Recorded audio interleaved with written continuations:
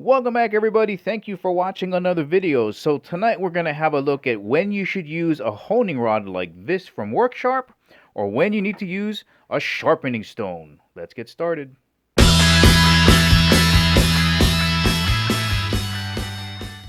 And as always, guys, if at the ending of the video you want to purchase either of these sharpening mechanisms and you want to help support the channel, check out the links in the description below because we do get a small commission when you purchase these items.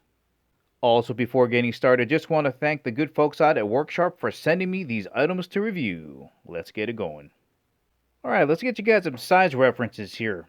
Alright, so here is a permanent marker. Alright, again, this rod is about 9 inches long that way. Grip is about the same size there as a permanent marker.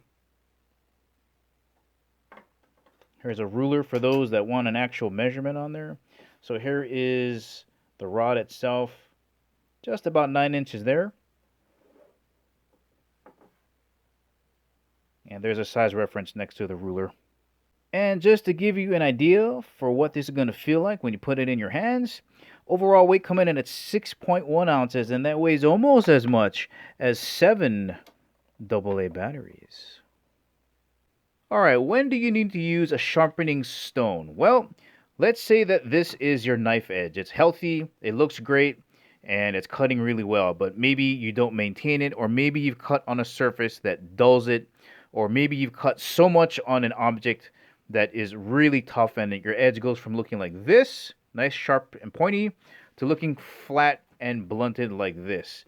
There is no amount of honing that you can do on this. As much as you rub that knife on this, it's not going to be able to return to a shape like this. The only way you can get this to look like this is to remove metal on the side, and that's what you're going to do with the sharpening stones. You're going to get that knife, start peeling off metal on both sides until you return to a point like this. Alright, let's talk about when you should use a honing rod. Now, we've seen these on the Food Network with chefs just ripping their knives up and down there. If you want to do that and you're good enough to do that, you can absolutely do that, but it's not necessary. Now, what they're doing is they're just taking a already good edge and just trying to bring the edge back into its shape like this. So every time you use a knife, it starts to pick up little burrs like this, and the edge kind of misaligns itself like this. So by running your steel up and down on a honing rod, it comes back into its shape like this. And here's a great example. So this is my Victorinox chef knife, probably one of the best knives I've ever used. I've had it for well over 2 years now. Came out of the box razor sharp, and I've never had to sharpen this edge because all I do is after every use, I just run it over the honing rod, and it cuts pretty good, or for me at least.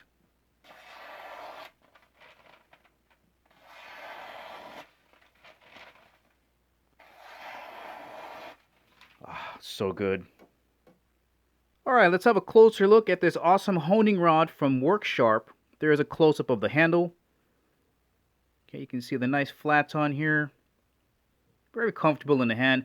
Again, if you get really good and you want to do the chefy thing and jam it like this, you can. But most people are going to grab it like this and stick it right down on the tabletop. Alright, you got a little bit of hole right here in the handle, so you can hang it in your kitchen or your workshop. 2 angle guides, both set at 20 degrees. Right, and don't worry, if you have a 15-degree knife edge, just hold it a little bit more steep and go from heel to tip. Down this way, you have a 9-inch ceramic rod, nice and smooth, puts a nice little polish on that edge. And I think this is the proper length. Other companies have a 12 and a 15-inch rod, and most people are going to want to chuck this in a drawer or a knife block, and it's a little bit harder to store. But 9 inches is just about right. Just the right amount of rod to get you from heel down to the tip in one stroke. A very important and much overlooked feature of this honing rod is it has a nice little rubber tipper at the ending, so when you place it down on whatever work surface you're going to hone on, it doesn't damage that work surface. Alright, using this honing rod is very easy. You're just going to take the flats of the knife, put it right against the angle guide, and go heel to tip, heel to tip. You don't need a lot of pressure. I'm just letting the honing rod do the work itself. And you're going to alternate sides, maybe 10 times on each side.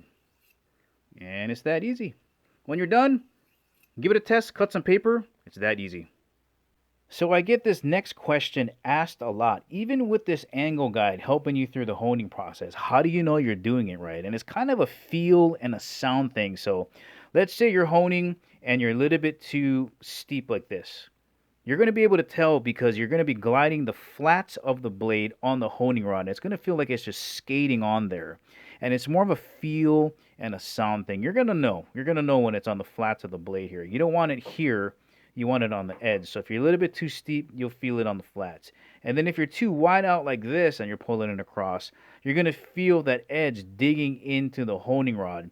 So if you're a little bit too steep, just kind of crank it a little bit this way and experiment with it. And if you're a little bit too out wide this way, just bring it in a little bit. And you'll finally get that feel and sound that you really want. And of course, when you're done, you just want to inspect your edge here to see if there's any glints that are shining on either side. I don't see any here.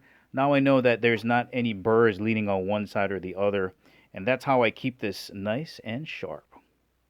Once again, guys, this has been the Work Sharp Honing Rod. If you're looking for a great way to keep those kitchen knives or even your pocket knives sharp and in shape, this is a great option for you. Well, alright guys, this is the ending of the video. Remember, if you want to purchase any of the items mentioned in this video, make sure you check out the links in the description below. Thank you for watching. I'll catch you in the next video.